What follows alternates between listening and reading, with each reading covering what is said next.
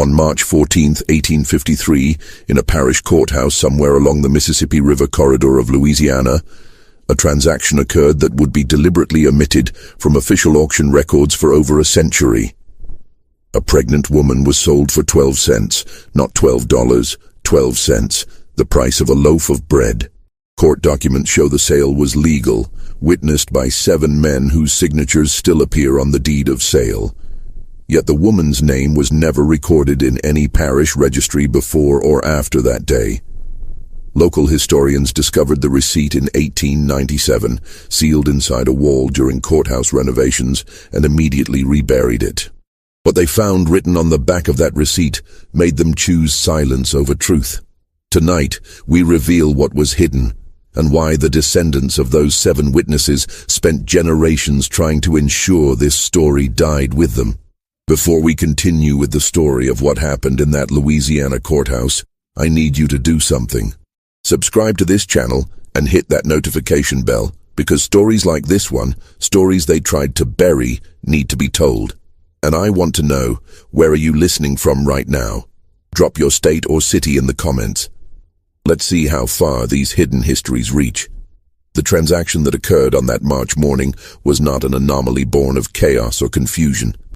It was deliberate, calculated, and entirely legal under the laws that governed Louisiana in the years before the Civil War tore the nation apart. St. Helena Parish in 1853 was a place where Spanish moss hung so thick from the live oaks that daylight struggled to reach the ground, where the air tasted of river silt and sugar-cane smoke, and where the wealth of the land was measured not in acres but in human beings. The parish sat in the Fertile Crescent between Baton Rouge and the Mississippi border, close enough to the river to prosper, remote enough to keep its secrets. The town of Greensburg served as the parish seat, a collection of whitewashed buildings arranged around a courthouse square where business was conducted with the formality of church service. Every Saturday, the courthouse steps became an auction block. Furniture, livestock, land and people changed hands with equal bureaucratic efficiency. The auctioneers knew their business. The buyers knew their limits. And everyone understood that what happened on those steps was sanctioned by law, blessed by custom, and enforced by men who believed themselves to be the architects of civilization itself. In the spring of that year, 3 men held particular power in St. Helena Parish. Judge Amos Crenshaw presided over the district court with the authority of Scripture. At 62 years old, he had spent 4 decades interpreting laws written to protect property above all else. His decisions shaped the parish like a river shapes its banks, slowly, inevitably, with a force that seemed like nature itself. Below him in influence but equal in ambition was Duncan Fairholme, a plantation owner whose family had controlled over 4,000 acres of prime cotton land since Louisiana became a state. Fairholme was 47, educated in Charleston, fluent in French, and ruthless in business. His plantation, Bellamont, employed an overseer named Silas Guthrie, a man whose reputation for cruelty kept the enslaved population compliant through fear alone. The third man in this trinity of power was Nathaniel Pruitt, the parish tax assessor and recorder of deeds. Pruitt was younger, 39, hungry for status in a society where family name meant everything and his meant nothing. He had arrived in Louisiana from Virginia with forged letters of introduction and an understanding that in the chaos of westward expansion, a man could reinvent himself if he was willing to do what others would not. These 3 men intersected on the morning of March 14th because of a woman whose existence had been carefully erased from every record they controlled. Her name was Clara. She had been born on a tobacco plantation in Virginia approximately 23 years earlier. The word approximately matters here because enslaved people were often not afforded the dignity of recorded birth dates. She had been sold south at age 15, separated from her mother and 2 younger siblings in a Richmond auction house on a Tuesday morning in late summer. The man who purchased her was Edmund Fairholme, Duncan's father, who died of cholera in 1849, leaving his entire estate, including 47 human beings, to his son. Clara worked in the main house at Bellamont. She was clever with numbers, could read despite laws forbidding it, and possessed a quiet dignity that Duncan Fairholme first noticed, then resented, then sought to destroy. In October of 1852, Clara became pregnant. She never spoke the father's name aloud. She did not need to. Everyone in the main house knew. The enslaved women who worked alongside her knew. Duncan Fairholme's wife, Margaret, knew. And Duncan himself knew with a certainty that filled him with such rage that he could barely look at Clara without his hands shaking. Because the father was not Duncan. It was his younger brother, William. William Fairholme was everything Duncan was not. Where Duncan was severe, William laughed easily. Where Duncan saw human beings as agricultural investments, William saw the fundamental evil of the system he benefited from and lacked the courage to oppose it. He was 28 years old, unmarried and living in the overseer's cottage at the edge of Belmont's property, ostensibly managing the northern fields, but mostly drinking and reading abolitionist literature he smuggled from New Orleans. His relationship with Clara began as conversation. She brought meals to the cottage twice daily. He asked her questions about her life before Belmont. She answered cautiously at first, then with increasing honesty, as she realized he listened differently than other white men. Over months, conversation became something else, something that crossed every boundary their world had constructed. When Clara's pregnancy began to show in late December, William did something unprecedented. He went to his brother and offered to purchase Clara's freedom. The conversation occurred in Duncan's study on a Saturday evening. No written record exists of what was said, but what happened next was documented with meticulous precision. Duncan refused the offer. More than refused. He was insulted by it. In his view, William had violated the sanctity of property rights, had endangered the racial hierarchy upon which their entire society depended, and had embarrassed the Fairholme name in a way that could destroy their standing if it became public knowledge. William argued that he loved Clara, that the child was his, that they should be allowed to go north, to a free state, to build a life beyond the reach of Louisiana law. Duncan's response was to immediately sell Clara, not to a slave trader who might take her far away, where William could never find her. That would be too simple, too merciful. Duncan wanted his brother to watch, to witness, to understand the consequences of what Duncan called his betrayal. He arranged for Clara to be included in a public auction scheduled for March 14th, a routine sale of property seized for unpaid debts. The courthouse steps, full public view, entirely legal. But Duncan added a condition that revealed the depth of his cruelty. He set Clara's minimum bid at 12 cents. The amount was deliberate. In 1853, the average price for an enslaved woman of childbearing age in Louisiana was between $800 and $1,200. By setting the price at 12 cents, Duncan achieved several objectives simultaneously. He demonstrated that Clara had no value to him. He humiliated William by showing that the woman he claimed to love was worth less than a newspaper. And most cunningly, he ensured that no legitimate buyer would bid. Because in the economy of slavery, price signaled quality. A woman offered for 12 cents must be damaged, diseased, unsuitable for work. No plantation owner would risk even minimal investment on such obvious refuse. Duncan knew exactly one person would bid. His plan was not to sell Clara to a stranger. It was to sell her to someone who would ensure her suffering continued under circumstances William could not prevent. He was selling her to Silas Guthrie, his overseer. The night before the auction, William Fairholme disappeared. He left no note, took no horse, simply walked away from Belmont sometime after midnight and was never seen in St. Helena Parish again. Some said he went north to join abolition movements in Boston. Others claimed he drowned himself in the Mississippi, unable to live with his powerlessness. A few whispered that Duncan had him killed and buried in the cane fields where dozens of enslaved people were already interred in unmarked graves. The truth was simultaneously simpler and more disturbing. William had gone to Judge Crenshaw's home in the hours before dawn and offered him everything he owned, approximately $3,000 in inheritance and land rights, for a single favor.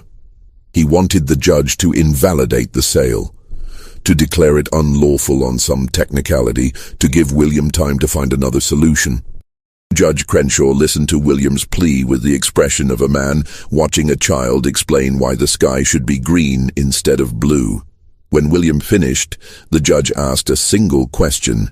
"Did your brother sign the proper deed of sale?" William admitted he had. "Then the transaction is legal," Crenshaw said. "Your grief does not supersede property law. Good evening, Mr. Fairholme." William left that house understanding that every institution, every law, every powerful man in the parish would side with Duncan. Not because they were cruel, though many were, but because allowing William's sentiment to override Duncan's property rights would threaten the entire foundation of their economy. If love could supersede ownership, the system would collapse. Clara spent her last night at Bellamont, in the quarters, surrounded by women who braided her hair and sang songs that were older than Louisiana, older than America, songs carried from Africa in the bellies of ships. They knew they would likely never see her again. They knew what men like Silas Guthrie did to women they owned. One of the women, an elderly cook named Bethy, who had survived 50 years of bondage, pressed a small cloth bundle into Clara's hands. Inside was a knife, barely longer than Clara's palm, wrapped in oilcloth. "You hide this," Bethy whispered. "You hide it good. And when the time comes, you do what needs doing." Clara nodded. She understood. The knife was not for self-defense. It was for mercy. For her child, if things became unbearable. For herself, if there was no other escape. She sewed it into the hem of her dress that night, her fingers steady despite the fear that tasted like copper in her mouth. The auction began at 10 in the morning under skies so grey they seemed to mirror the moral character of everything occurring beneath them. Approximately 40 people gathered in the courthouse square. Most were there for livestock and furniture. A few came specifically for the human merchandise. Nathaniel Pruitt stood on the courthouse steps with the deed of sale in his hands, reading from it in a voice designed to carry across the square. He described Clara with the same inflection he used for describing a lame horse. Female. Age approximately 23 years. House-trained, literate, though such skill is of questionable value. Currently with child. Minimum bid, 12 cents. A murmur rippled through the crowd. 12 cents. Something was wrong with this one. Several men who had been prepared to bid immediately lost interest. Why risk investment on obviously defective property? Silas Guthrie stood near the front, his hat pulled low, his expression unreadable. He was waiting for the crowd to disperse, waiting for the moment when no one else would bid, when he could purchase Clara for the pittance Duncan had arranged, when she would become his property to do with as he pleased. But something unexpected happened. A man near the back of the crowd raised his hand. 12 cents, he called out. Every head turned. The man was a stranger, tall, thin, wearing a traveler's coat dusty from the road. His face was weathered in the way that suggested years of outdoor labor, but his bearing was wrong for a field hand. He stood too straight, looked people in the eye too directly. Nathaniel Pruitt hesitated. "You are bidding 12 cents for this property?" "I am." "Your name, sir?" "Isaiah Mercer." Pruitt glanced toward Silas Guthrie, who was staring at the stranger with an expression of genuine confusion. This was not part of the plan. Duncan had arranged for Guthrie to be the only bidder. Who was this man? "Do you have 12 cents, Mr. Mercer?" Isaiah Mercer approached the steps, reached into his pocket, and placed 12 copper pennies on the podium where Pruitt stood. "I do." From his position near the courthouse door, Judge Crenshaw watched this exchange with increasing interest. He had been present at the auction, specifically to ensure Duncan's plan proceeded smoothly. But now, an unknown variable had entered the equation. Pruitt looked desperately toward Silas Guthrie. The overseer's face had gone red. He understood what was happening. If he bid 13 cents, he would reveal his interest. He would make public what was supposed to be a quiet transaction. Duncan had specifically instructed him to wait until no one else bid, to make it seem like he was doing Bellamont a favor by taking worthless property off their hands. But if he did not bid, Clara would go to this stranger. The seconds stretched. The crowd waited. Finally, Silas Guthrie spoke. 13 cents. Isaiah Mercer did not hesitate. 25 cents. 50 cents, Guthrie snapped. $1. The crowd was riveted now. This was not how these auctions typically proceeded. Something peculiar was happening. Two men bidding against each other for a woman being sold at refuse prices. What did they know that everyone else did not? Silas Guthrie bid $2. Isaiah Mercer bid $5. At $10, Guthrie stopped.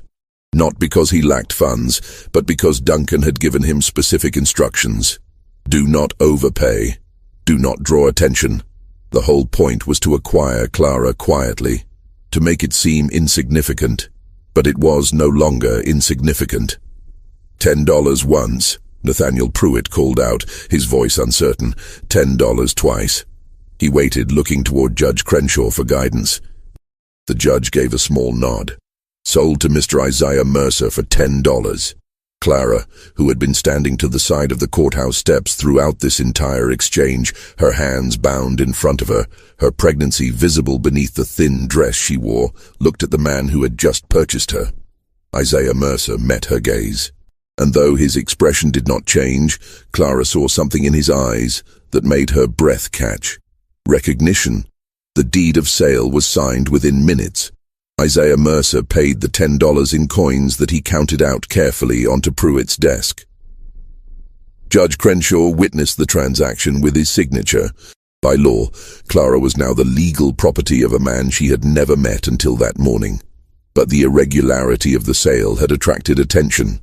As Mercer led Clara away from the courthouse, moving quickly toward a wagon waiting at the edge of the square, Duncan Fairholm emerged from inside the courthouse, where he had been watching through a window. "Mr. Mercer," Duncan called out. His voice was sharp, accustomed to obedience. "A moment of your time." Isaiah Mercer stopped. He did not release Clara's arm. When he turned to face Duncan, his expression was carefully neutral. "Mr. Fairholm, you are not from this parish." "I am not." "What brings you to St. Helena?" "Business." Duncan took a step closer.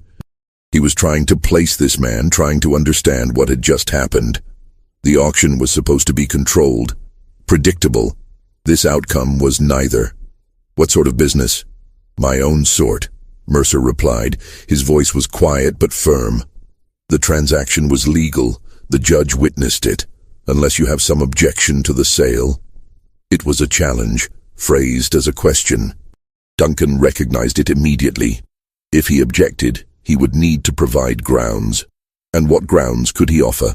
That he had deliberately undervalued Clara to humiliate his brother? That he had arranged for his overseer to purchase her for purposes Duncan preferred not to state publicly? "No objection," Duncan said slowly. "Though I am curious. What do you intend to do with property you purchased for such a price?" "That is my business, Mr. Fairholm. Good day." Isaiah Mercer turned and continued toward the wagon. Clara walked beside him, her mind racing. Nothing about this made sense. This man had bid against Silas Guthrie, had paid $10, a significant sum, for a woman being sold as refuse. And when she had looked into his eyes, she had seen something that terrified her more than anything that had happened in the past 4 months. He knew who she was. Not just her name, not just her situation. He knew her. They reached the wagon, a simple farm cart with a canvas cover. Mercer helped her climb into the back, his touch impersonal but not rough. Then he climbed onto the driver's bench, took up the reins, and urged the horse forward. They rode in silence through Greensburg, past the storefronts and houses, past the church with its white steeple, past the boundary where cultivated land gave way to pine forest. Only when they were well beyond sight of the town did Isaiah Mercer speak. "You do not remember me?" Clara's voice was cautious. "Should I?" "Richmond, August 1845. You were 15 years old. I was there the day you were sold. Clara's blood went cold. You were at the auction? I was. Mercer kept his eyes on the road. I was working for a man named Ephraim Dalton, a slave trader. I drove his wagons, managed his property. I watched you and your family stand on that block. I watched your mother scream when they separated you. I watched Edmund Fairholme pay $700 and lead you away. Then you are no different than the rest of them, Clara said, her voice hard. I was no different. Mercer corrected. I am no longer that man. He reached into his coat and withdrew a folded piece of paper. Without taking his eyes from the road, he handed it back to Clara. Read it. Clara unfolded the paper with shaking hands. It was a deed of manumission, a document that, when properly executed and filed, would grant freedom to an enslaved person. The name on the document was hers, Clara. No last name because she had never been granted one. But her description matched. Her age, the scar on her left forearm from a childhood burn. At the bottom of the document, unsigned, was a space for the owner's signature, Isaiah Mercer's signature. I do not understand, Clara whispered. 8 years ago I watched your family destroyed on an auction block, Mercer said. His voice was steady, but there was something beneath it, something that might have been shame or grief, or both. I told myself I was just doing a job, that I was not responsible for the system, that I was just a small part of a large machine. Then, one night in New Orleans, I watched Ephraim Dalton beat a man to death over $5. I watched him do it slowly, and I realized that every person who participates, no matter how small their role, makes the machine function. So I left. I went north. I worked with people who were trying to dismantle what I had helped build. He paused, navigating the wagon around a fallen branch. 3 months ago, a man came to a meeting in Cincinnati. His name was William Fairholme. He told us about a woman in Louisiana who was carrying his child. He told us his brother was going to sell her to an overseer known for brutality. He gave us the date and location of the auction. He asked if anyone could help. Clara's hand moved instinctively to her stomach. William sent you? He paid me, Mercer said. Not to purchase you. He paid me to bring you north, to a safe house in Illinois, to a place where you and your child can be free. Clara stared at the deed in her hands. Freedom. The word felt foreign. Impossible. A promise that had been weaponized against enslaved people for so long that she no longer trusted it. Where is William now? She asked. Mercer's silence answered before his words did. He died 2 weeks ago. Fever, they said. He was in Kentucky trying to arrange passage for others. The people I work with, they think it might not have been fever. They think someone from Louisiana tracked him down. Clara closed her eyes. William. Reckless, idealistic William, who had read her poetry and promised her things that could never be. William, who had at least tried, which was more than most men in his position would ever do. Duncan had him killed, she said. It was not a question. We cannot prove it, but yes, I believe that. Just when we thought the worst of this story was behind us, when it seemed Clara might finally find freedom, the true horror of what happened in St. Helena Parish is about to reveal itself. If this story is giving you chills, share this video with a friend who loves dark mysteries. Hit that like button to support our content, and do not forget to subscribe to never miss stories like this. Let us discover together what happens next. The wagon continued north through the afternoon, following roads that grew increasingly rough and remote. Mercer explained the route they would take. They would avoid main roads, travel mostly at night, rely on a network of safe houses operated by free black families and sympathetic whites. It would take weeks to reach Illinois. Months before Clara would be truly safe. But something was wrong.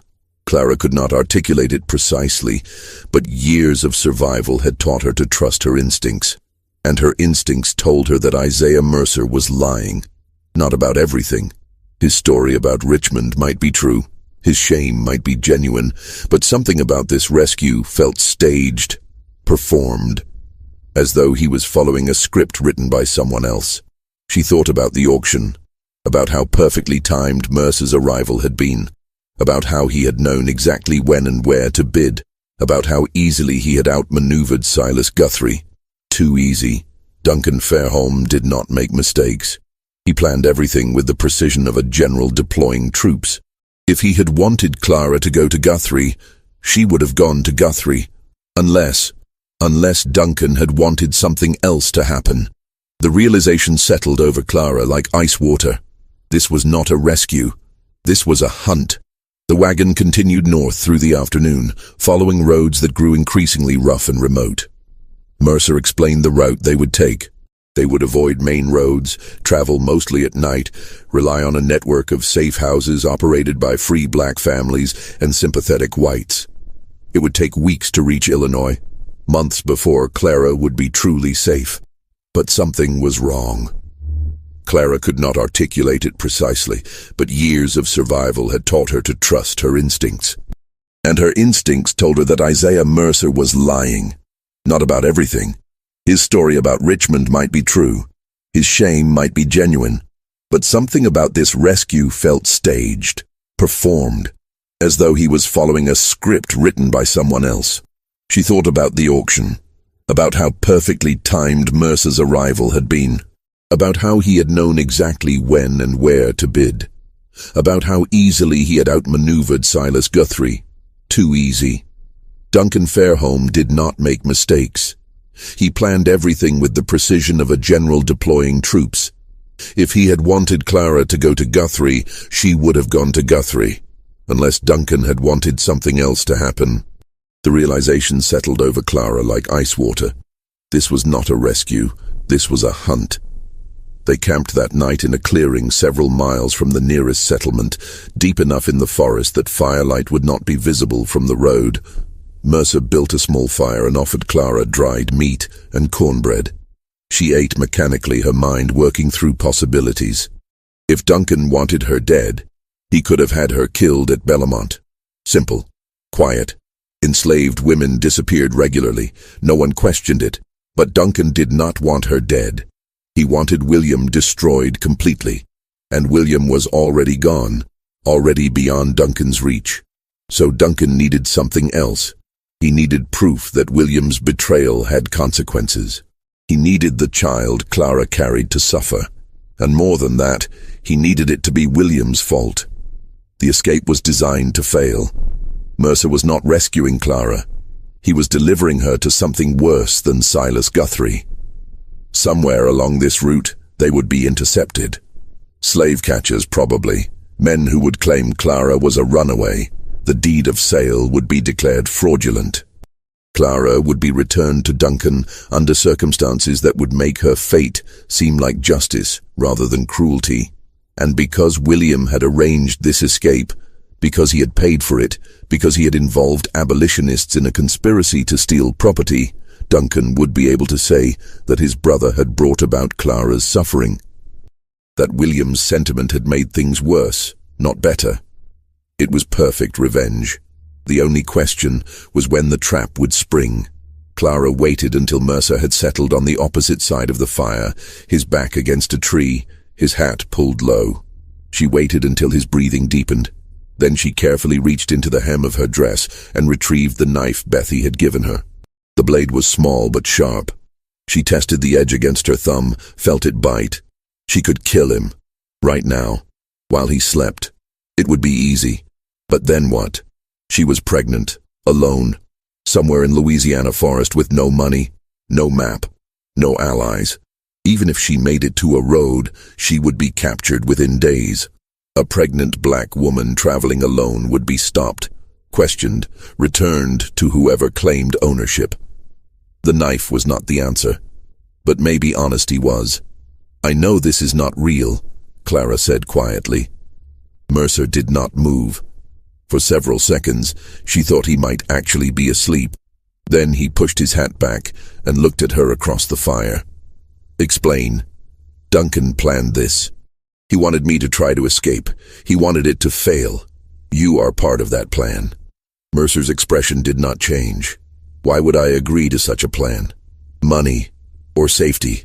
Maybe Duncan threatened to expose you for helping runaways. Maybe he offered to pay you more than William did. I do not know why, but I know this is not what you told me it was." The fire crackled between them. Somewhere in the darkness, an owl called. Finally, Isaiah Mercer spoke. "You are smarter than William gave you credit for." Clara's grip tightened on the knife. "So I am right." "Partially." Mercer sat forward, his elbows on his knees. "Yes, Duncan knows about this escape. Yes, he planned for it to fail, but you are wrong about why I am helping him." "Then why?" "Because if I did not, someone else would. And that someone else would deliver you directly to slave catchers who would hurt you in ways I will not describe. Duncan gave me a choice. Lead you north and let his men intercept us in a way that leaves you physically unharmed, or refuse and watch him give the job to men who would make you wish you had never been born." Clara laughed bitterly. "So you chose the merciful betrayal. I chose to give you a chance." "What chance? You just said we will be intercepted." "We will be. Tomorrow afternoon, approximately 20 miles north of here, 4 men will be waiting on the road. They will have papers declaring you a fugitive. They will have authorization from Judge Crenshaw to return you to Belmont. And legally, they will be completely within their rights. Then I have no chance." "You have exactly 1 chance," Mercer said. He reached into his saddlebag and withdrew a leather pouch. He tossed it across the fire to Clara. "There is $150 in that pouch. There is also a letter of introduction to a family in Natchez. Free people of color who can help you disappear. Not north. North is where Duncan expects you to run. But south to New Orleans, then by ship to Mexico. It is a longer route, more dangerous, but it is possible." Clara opened the pouch. The money was real. The letter was real. "Why would you do this?" "Because I meant what I said earlier. I'm not the man I was in Richmond. And because William Fairholme, whatever his faults, tried to do something decent. I will not let Duncan Fairholme turn that decency into a weapon. But you are still going to betray me. You are still going to let Duncan's men intercept us." "They are going to intercept someone," Mercer corrected. "It does not have to be you." He stood and walked to the back of the wagon. When he returned, he was carrying a bundle of clothing. Women's clothing. A dress similar to Clara's, but larger. A shawl. A bonnet. "There is a settlement 8 miles south of here. Small place, mostly free black families and poor whites. There is a woman there named Ruth Chambers. She is approximately your height, your complexion, and she is dying. Consumption. She has perhaps weeks left. I spoke with her yesterday. I paid her family $50 to help us." Clara stared at him. "I do not understand. Tomorrow morning you take this money and these clothes. You walk south to the settlement. You tell the Chambers family that Isaiah sent you. They will hide you until the men looking for you have passed through the area. Then they will help you get to Natchez. From there, you follow the letter's instructions. And you, Ruth Chambers, will take your place in this wagon. She is too ill to walk more than a few steps, but she can sit upright. In a bonnet and shawl from a distance, she will look enough like you. When Duncan's men intercept us tomorrow, they will take her. By the time they realize their mistake, you will be gone." Clara's mind reeled. "Ruth will die. Ruth is already dying, and her family needs money to bury her properly, to care for her children. This way, her death serves a purpose." "This is insane." "This is your only chance," Mercer said flatly. "Duncan has men watching every route north. He has money and power and the law on his side. You cannot fight him directly. You can only disappear so completely that he cannot find you." Clara looked down at the knife in her hand, then at the money, then at Isaiah Mercer, whose face was half-shadowed by firelight. "If I do this, if I run, Duncan will know you helped me. He will come after you." "He will try," Mercer agreed. "But I am harder to catch than you are, and I have friends who can make me disappear too." "Why?" Clara asked. The word came out broken. "Why would you risk this for me?" Mercer was quiet for a long moment. When he spoke, his voice was softer than it had been all day. In Richmond, when they separated you from your mother, you did not scream. You did not fight. You stood on that block, and you looked at the men bidding on you with an expression that said you knew exactly who they were and what they were capable of. You were 15 years old, and you had more dignity than any of them would ever possess. I have seen that expression in my dreams for 8 years. It is time I did something to earn the right to forget it. Clara felt tears burn behind her eyes but refused to let them fall. Crying was a luxury enslaved women could not afford. Tears were interpreted as weakness, as submission, as evidence that they had accepted their condition. She had learned early to keep her grief internal, to let it calcify into something harder. "There is something else you should know," Mercer continued. His voice had dropped lower as though the forest itself might be listening. "About Duncan Fairholme." "What about him?" "William told us things before he died. Things about his brother. About Bellamont." Mercer paused, choosing his words carefully. "You were not the first." Clara's blood went cold. "The first what?" "The first woman Duncan sold to Silas Guthrie. There were 3 others. Over the past 5 years. All of them house servants. All of them young. Duncan would arrange some minor infraction, some excuse to remove them from the main house. Then he would sell them to Guthrie at auction, always for suspiciously low prices, always legally documented, always witnessed by Judge Crenshaw. What happened to them?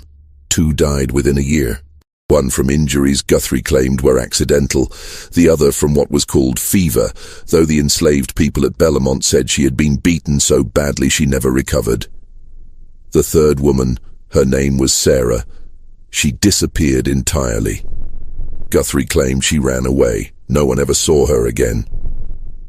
Clara thought of Bethy, the elderly cook who had given her the knife. Bethy would have known these women, would have watched them disappear one by one, would have understood exactly what fate awaited Clara if she ended up in Guthrie's possession. Why would Duncan do this?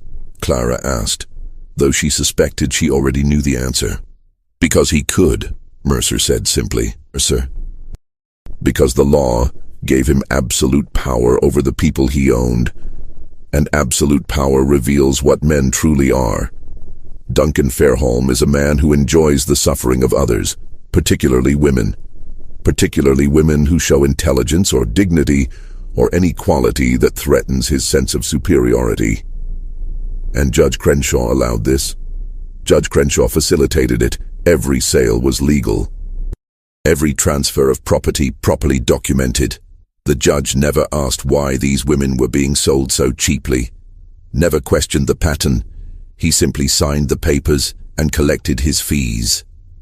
Clara looked down at the knife in her hand. 3 women before her, all of them destroyed by the same mechanism, all of them erased from history as thoroughly as if they had never existed. William knew about this. He discovered it about a year ago, found records in Duncan's study. That was when he started reading abolitionist literature, when he started believing the system itself was the problem, not just individual cruelty within it.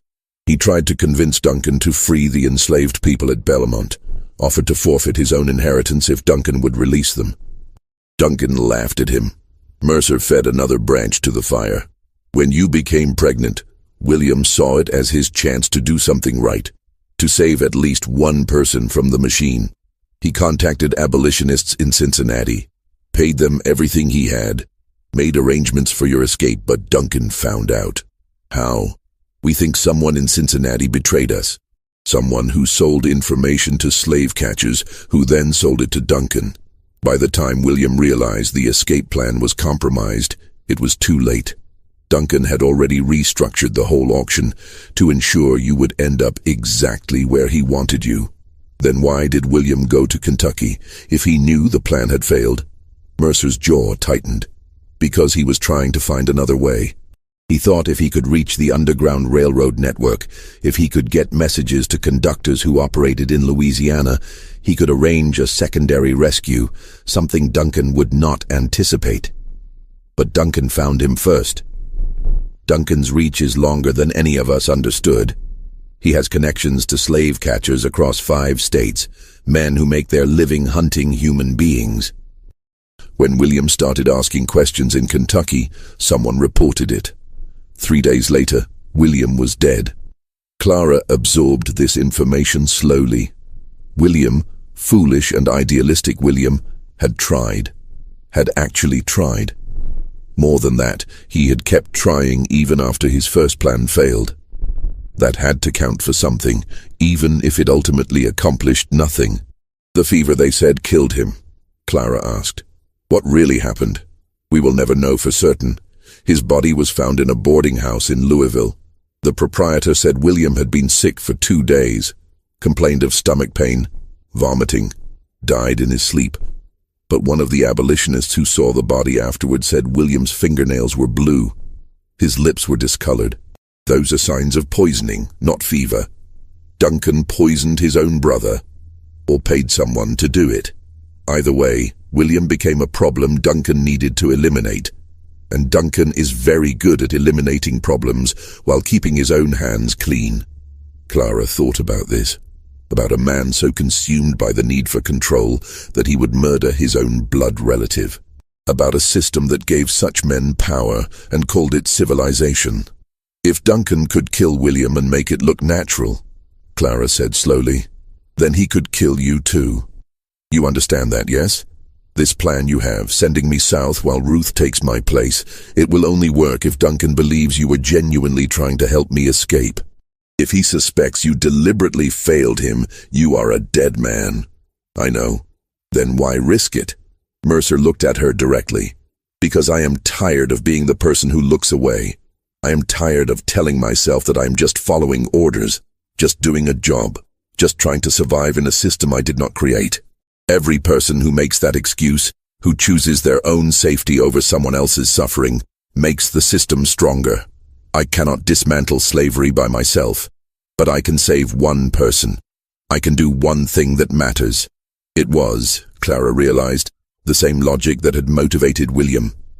The same futile, beautiful logic that got idealistic people killed. But it was also the only logic that ever changed anything. Clara made her decision. "I will go south," she said, "but I need to know something first. The Chambers family. How did you find them? How did you arrange this? I have been traveling through Louisiana for 3 months, preparing for your escape. I made contacts in several communities, offered money to families who might be willing to help. The Chambers family was one of 3 who agreed. 3 families. You planned multiple escape routes. I planned for contingencies. Duncan is not the only one who can think several moves ahead." Clara felt something shift inside her. This man, this stranger who had participated in her family's destruction 8 years ago, had spent 3 months preparing to save her, had risked his life to create options, had thought through scenarios and backup plans with the same meticulous care Duncan applied to his cruelties. Perhaps redemption was not a single dramatic gesture. Perhaps it was the slow, methodical work of becoming someone different than you had been. "What about Ruth?" Clara asked. "When Duncan's men realize they have the wrong woman, what will they do to her?" "Nothing," Mercer said. "She will already be dying. By the time they discover the switch, Ruth will likely be unconscious or delirious from fever. They cannot torture someone who is that far gone. And they cannot prove she willingly participated in a deception. For all anyone knows, I made an honest mistake. I believed Ruth was you. Duncan will not accept that explanation. Duncan does not have to accept it. He just has to acknowledge that he cannot prove otherwise. And without proof, even Duncan Fairholme has limits to what he can do publicly." Clara was not entirely convinced, but she had no better alternative. She thought about Ruth Chambers, a woman she had never met, who was sacrificing her final days to give Clara a chance at freedom. It was a debt that could never be repaid. "I want to meet her," Clara said. "Before I leave, I want to thank her." "That is not wise. The less you know about each other, the safer you both are." "I do not care about safe," Clara said, her voice harder than she intended. "A woman is dying for me. The least I can do is look her in the eye and tell her I will not waste what she is giving me." Mercer studied her for a long moment. Then he nodded. "We will stop at the settlement in the morning. You will have 15 minutes. No more. They reached the Chambers settlement just after dawn. It was less a town than a collection of cabins arranged around a common well, home to perhaps 30 people. Free black families mostly, along with a few white families too poor to care about racial hierarchies. The kind of place that appeared on no official maps, that existed in the gaps between parishes, that survived by being invisible to those who might want to destroy it. Ruth Chambers lived in the smallest cabin at the edge of the settlement. Her husband had died 2 years earlier in a logging accident. Her children, 3 of them ranging from age 4 to 12, were being cared for by neighbors, while their mother spent her final days in relative peace. Relative, because consumption did not allow for peaceful deaths. It hollowed you out slowly, turned your lungs into useless meat, made every breath a battle you knew you would eventually lose. Clara entered the cabin with Mercer behind her. The interior was dim, lit only by a single window covered with oiled paper. The air smelled of sickness and sage, the latter burned in a futile attempt to mask the former. Ruth lay on a narrow bed against the far wall. She was thin enough that her body barely raised the blanket covering her. Her skin had the grayish cast of someone whose organs were failing, but her eyes, when she looked at Clara, were clear. "You are the one," Ruth said. Her voice was barely a whisper. "I am Clara. They told me you were worth saving. I wanted to see if that was true." Clara moved closer to the bed. "I do not know if I am worth what you are giving." "Nobody is worth a life," Ruth said. "But that is not why I agreed to help you. I agreed because my children need what Mr. Mercer paid, because I am dying anyway, and because if I have to die, I would rather die doing something that means something." "Your children," Clara said. "What will happen to them?" "My sister will take them. The money Mr. Mercer gave us will be enough to feed them through the winter. Maybe enough to buy a small plot of land where they can grow their own food. It is more than I could have given them otherwise." Clara felt tears burning again. She knelt beside the bed, took Ruth's hand. The bones felt like bird bones, light and fragile. "I will remember you," Clara said. "I will tell my child about you, about what you did. Your name will not be forgotten." Ruth smiled weakly. "Names do not matter much where I am going, but if it comforts you to remember, then remember. Just make sure you live. Make sure that baby lives. Do not let me trade my death for nothing. I will live," Clara promised. "Whatever it takes." "Good." Ruth's eyes fluttered closed. "Now go. Mr. Mercer will tell you what to do next, and do not look back. Looking back only makes the leaving harder." Clara squeezed Ruth's hand once more, then stood. As she turned toward the door, Ruth spoke again. "One more thing. When they take me tomorrow, when Duncan Fairholme's men realize I am not you, they will be angry. They might say cruel things. They might threaten me. But they will not hurt me. I will make sure of that." "How?" Ruth opened her eyes again. There was something in them now, something fierce despite the weakness of her body. "Because I will already be dead." Clara froze. "What do you mean?" Mercer stepped forward. "Ruth and I discussed this. The timing needs to be precise.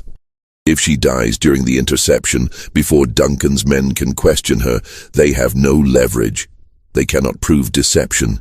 They cannot punish anyone. All they can do is admit they failed. You are planning to die at exactly the right moment?" Clara asked, incredulous. "I am planning to die on my own terms," Ruth corrected. "Consumption will kill me within weeks anyway. This way I choose when and how. This way my death serves a purpose instead of just being another tragedy." Clara understood then. Ruth had medicine, something the settlement doctor had given her, probably laudanum or morphine, intended to ease her pain in the final days. And she was planning to take too much of it, deliberately, to time her death so that it occurred during the interception, making Duncan's entire plan collapse. It was brilliant and horrible in equal measure. "You have thought of everything," Clara whispered. "No," Ruth said. Mr. Mercer thought of everything. I am just agreeing to it. Now go before I start coughing again and ruin this dramatic moment. Clara wanted to say more. Wanted to explain that she understood the magnitude of what Ruth was doing, that she would carry this debt for the rest of her life, that she would make sure Ruth's children knew their mother died a hero. But Ruth's eyes had closed again, her breathing shallow and labored, and Mercer was already at the door, gesturing for Clara to follow. So she left. She walked out of that dim cabin knowing she would never see Ruth Chambers again, knowing that within 2 days the woman lying on that bed would be dead, would have died specifically to give Clara a chance at life. Outside, the morning sun was already heating the air. Mercer handed Clara the leather pouch with money and the letter of introduction. "There is a path behind this cabin that leads south through the forest," he said. "Follow it for approximately 3 miles. It will bring you to a road. Take the road west until you reach a tavern called the Black Swan. The owner's name is Marcus. Tell him Isaiah sent you. He will know what to do next. And then you follow the instructions in the letter. Trust no one who does not use the passwords written there. Move only at night. Avoid main roads. Get to Natchez. Get on a ship. Get to Mexico. Disappear so completely that Duncan Fairholme spends the rest of his life wondering what happened to you." Clara nodded. She adjusted the bundle of clothes under her arm, felt the weight of the money pouch. "What about you?" she asked. "I will continue north with Ruth. I will deliver her to Duncan's men, and then I will disappear too. He will hunt you. Let him try." Mercer smiled grimly. "I have been running from things my whole life. I am very good at it." Clara wanted to thank him, wanted to say something profound about redemption and second chances and the possibility of change, but words felt inadequate. So instead she did something unexpected. She embraced him. Mercer stiffened, clearly not expecting physical contact. Then slowly, carefully, he returned the embrace. "Thank you," Clara whispered. "Survive," Mercer replied. "That is all the thanks I need." They separated. Clara turned toward the path Ruth had indicated. She did not look back. Looking back only made the leaving harder. Behind her, Isaiah Mercer watched until she disappeared into the trees. Then he returned to the cabin where Ruth Chambers lay dying, where a plan had been set in motion that would either save Clara's life or destroy everyone involved. The next 24 hours would determine which. Clara left before dawn, carrying the leather pouch and wearing the bundle of clothes over her arm. Mercer watched her go, a silhouette against the gray, pre-dawn light, then turned to hitch the wagon. By the time the sun rose, Ruth Chambers was sitting in the back of the wagon, wrapped in Clara's shawl, her face hidden by the bonnet. She was so thin that the pregnancy pillow Mercer had fashioned from rags and secured around her waist looked almost believable. They traveled north through the morning. Ruth did not speak. The consumption had taken most of her voice weeks ago. She simply sat, swaying with the motion of the wagon, her breathing labored. At approximately 2 in the afternoon, 4 men on horseback appeared on the road ahead. They matched Mercer's description exactly. Hard men, armed with rifles, and the confidence of people who knew the law would never question their actions. The leader, a man named Porter, approached the wagon with papers in his hand. "Isaiah Mercer?" "Yes. We have a warrant for the return of fugitive property. A Negro woman named Clara absconded from Bellamont Plantation. We have reason to believe she is in your possession." "I purchased that woman legally," Mercer said. "I have the deed of sale. The deed was obtained under false pretenses. Judge Crenshaw has voided the transaction. The woman is to be returned to her rightful owner." Porter moved to the back of the wagon. He pulled aside the canvas covering. Ruth Chambers looked up at him with eyes that were fever-bright and already halfway to another world. "This her?" Porter asked. One of his companions rode closer, studying Ruth's face. "Hard to tell with the bonnet. Make her stand up." "She is ill," Mercer said. "I did not ask." "Make her stand." Mercer climbed into the back of the wagon. Gently, he helped Ruth to her feet. She swayed, nearly fell. The pregnancy pillow shifted slightly beneath the shawl. Porter's eyes narrowed. She looks wrong. Consumption, Mercer said. She caught it on the journey. I was bringing her back south because she is too ill to travel north. Convenient. Porter grabbed Ruth's arm, pulled her toward him. The bonnet fell back. Ruth's face was gaunt, her skin grayish. She bore perhaps a passing resemblance to Clara, if you squinted and did not look too closely. But up close, the differences were obvious. This is not her, Porter said slowly. I assure you this is the woman I purchased from the auction in Greensburg. You are lying. Porter released Ruth so roughly that she collapsed back onto the wagon bed. He turned to his men. Search everything. She is here somewhere. They tore apart the wagon, ripped through supplies, checked beneath the driver's bench, examined every inch of canvas. They found nothing, because there was nothing to find. Porter stood in the road, the papers in his hand now meaningless. He had been paid to intercept a specific woman. He had been promised it would be simple, and now he was returning to Duncan Fairholme empty-handed. Where is she? He demanded. I do not know what you are talking about, Mercer said calmly. This is the woman I purchased.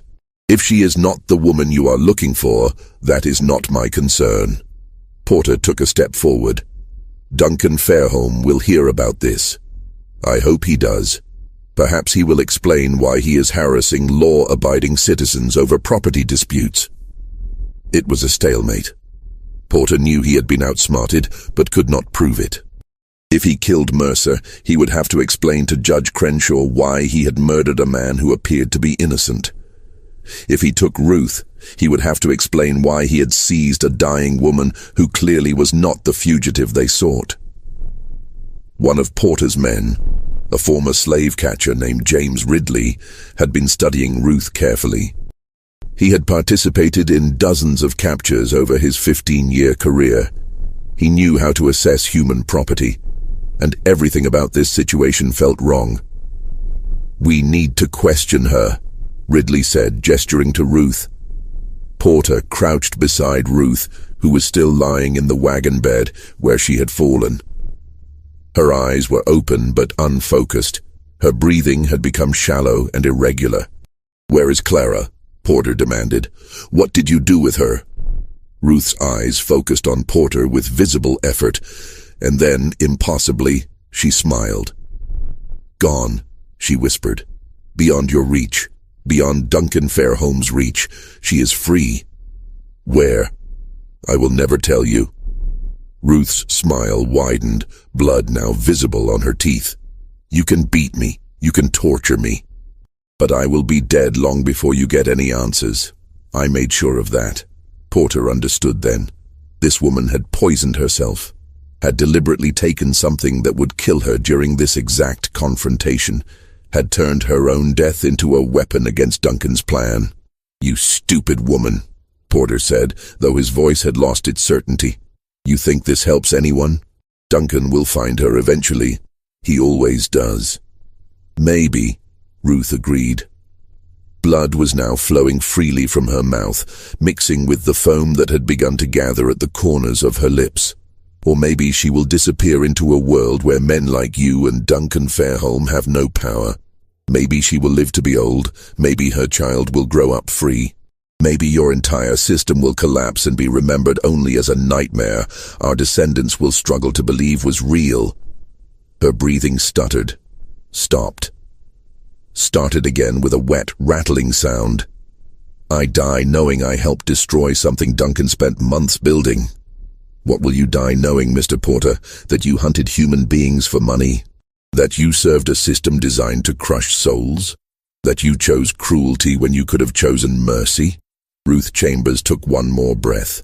Then she died there in the road, with 4 slave catchers standing over her, with Isaiah Mercer watching from beside his torn-apart wagon, with the Louisiana sun beating down on a scene that would haunt James Ridley for the rest of his life.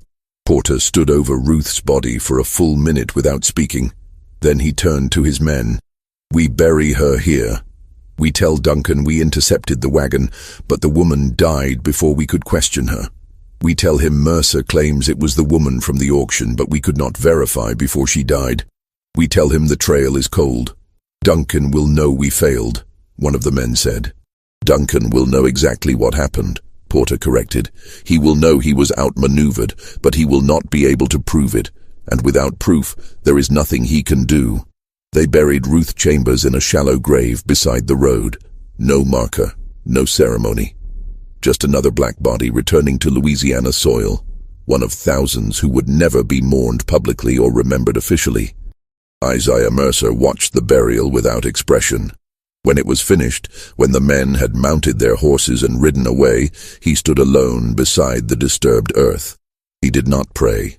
He was not religious, but he spoke Ruth's name aloud 3 times, as though repetition could somehow honor what she had done. Then he continued north. As planned, he would maintain the fiction that he had been attempting to deliver Clara to free territory. He would express confusion about why she had died. He would file a report with Judge Crenshaw claiming the property had been damaged in transit, requesting compensation for his loss. The report was denied. Judge Crenshaw ruled that Mercer had purchased the property in as-is condition and bore all risk. The 12-cent minimum bid was interpreted as evidence that the seller knew the property was defective. No compensation would be issued. It was, in its own perverse way, the perfect legal conclusion. Everyone had followed proper procedure. All documents had been properly filed. The law had functioned exactly as designed. And yet Duncan Fairholme's revenge had been thwarted by a dying woman and a former slave trader seeking redemption. Years later, in 1868, James Ridley experienced a religious conversion and confessed his past sins to a Methodist minister named Reverend Thomas Hargrove. Among those confessions was a detailed account of what happened during the interception on that March afternoon in 1853. Ridley described Ruth's final words, described the blood on her lips and the fierce intelligence in her dying eyes. Described how she had smiled as life left her body, secure in the knowledge that she had broken Duncan Fairholme's carefully constructed mechanism of cruelty. "I have captured over 200 fugitives in my life," Ridley told the minister. "I have seen men and women beg for mercy. I have seen them fight and scream and pray. But I have never seen anyone choose death as deliberately as Ruth Chambers did. She turned her last breath into an act of defiance. She died free, even though the law said she was not, and that haunts me more than all the others combined." Reverend Hargrove wrote down Ridley's confession, recognizing its historical importance, but he never published it during his lifetime. The confession sat in his personal papers until his death in 1902, at which point his daughter Sarah discovered it while sorting through his effects. She was horrified, not merely by the content, though that was disturbing enough, but by the implications. Her father had known about this incident for 34 years and had never reported it, had never shared it with historians or journalists, had simply preserved it privately, as though documenting evil was sufficient without actually confronting it. Sarah Fletcher did something her father had not. She published the confession in 1903 in a small abolitionist journal that few people read, but she published it. She made it part of the public record. That publication is how we know the details of Ruth Chambers' final moments, how we know she chose her death deliberately, how we know she smiled as she died, secure in the knowledge that she had broken Duncan Fairholme's plan. Duncan Fairholme spent the next 6 months searching for Clara. He hired professional slave catchers. He placed advertisements in newspapers across 3 states. He offered rewards that increased from $500 to $2,000. He never found her. Judge Crenshaw died in 1861, just before Louisiana seceded from the Union. He took whatever knowledge he had of the true circumstances to his grave. Duncan Fairholme survived the Civil War, but lost everything in its aftermath. Belmont was burned by Union troops in 1863. Duncan himself died in 1872 in a boarding house in Mobile, Alabama, bankrupt and alone. His wife Margaret had left him years earlier. His brother's name was never mentioned in his presence again. Silas Guthrie, the overseer, was found dead in 1854 in a ditch outside Greensburg. The official cause was listed as accidental drowning, though he was found face down in less than 6 inches of water. No charges were ever filed. Nathaniel Pruitt continued as parish recorder until 1863, when he fled Louisiana ahead of Union forces. He was never heard from again. The receipt discovered during the 1897 courthouse renovations contained more than just the record of Clara's sale. On the back, written in William Fairholme's hand, was a message: "To whoever finds this, my name is William Fairholme. I tried to save a woman I loved from my brother's cruelty. I failed her, as I have failed in most things of importance. If you are reading this, know that the greatest evil is not the evil done by wicked men, but the evil permitted by good men who lack the courage to act. I lacked that courage when it mattered. I pray you will not." The historians who found this message understood its implications immediately. They buried it again, sealed it back into the wall where it would remain hidden for another 100 years. The receipt was rediscovered in 1998 during another renovation. This time, it was preserved. It now sits in the Louisiana State Archives. But Clara's fate remains unknown. Some historians believe she made it to Mexico, possibly settling in Veracruz, where a community of escaped enslaved people had established themselves. Others think she went to Haiti. A few believe she died somewhere along the journey. One theory, proposed by a genealogist in 2006, suggests that a woman matching Clara's description appeared in census records in Illinois in 1870, living under the name Clara Freeman, with a mixed-race daughter born in 1853. The daughter's name was listed as Ruth. If the theory is correct, if Clara did survive and build a life in freedom, then Isaiah Mercer succeeded. The rescue designed to fail failed to fail. The trap Duncan so carefully constructed caught nothing. But we cannot know for certain. The historical record is incomplete. Documents were destroyed during the Civil War. Memories were deliberately suppressed. What we are left with is fragments. A deed of sale, a receipt, a message hidden in a wall, census records that might refer to someone else entirely, and questions that will never be fully answered. Perhaps the silence of history is itself a kind of answer. Perhaps the fact that we cannot trace Clara's path means she successfully disappeared, that she became impossible to follow, that she achieved what so many enslaved people dreamed of: complete and total freedom from the system that sought to control every aspect of their existence. Or perhaps she died alone and forgotten, another casualty of a system that destroyed millions of lives with bureaucratic efficiency. The 12-cent transaction stands as a monument to that ambiguity. It was legal, witnessed, recorded in official documents, and yet it feels profoundly wrong in a way that transcends the already considerable wrong of slavery itself. The deliberate devaluation of a human life, the use of bureaucratic mechanisms to inflict cruelty, the participation of judges and clerks and ordinary citizens in a transaction designed specifically to cause suffering. Everyone involved made choices. Duncan chose revenge. William chose risk, albeit too late. Isaiah Mercer chose redemption. Judge Crenshaw chose law over mercy. Ruth Chambers chose to use her death to help a stranger. Clara chose survival, whatever that required. And the 7 men who signed the deed of sale as witnesses chose to participate in something they must have known was deeply wrong. Their signatures remain on that document, preserved in archives, testimony to their complicity. Their descendants spent generations trying to bury this story, trying to ensure no one would ask uncomfortable questions about what their ancestors had done, what they had witnessed, what they had permitted. But stories like this have a way of surfacing, of demanding to be told. This mystery shows us that the cruelest weapon ever devised was not the whip or the chain, but the law itself.